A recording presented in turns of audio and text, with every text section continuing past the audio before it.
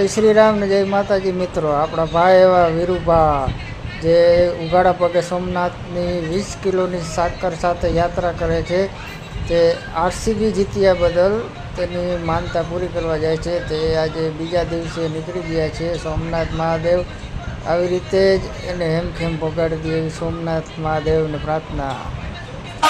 मैदान पे उतरे जब ये टीम गूंजे पूरा हिंदुस्तान।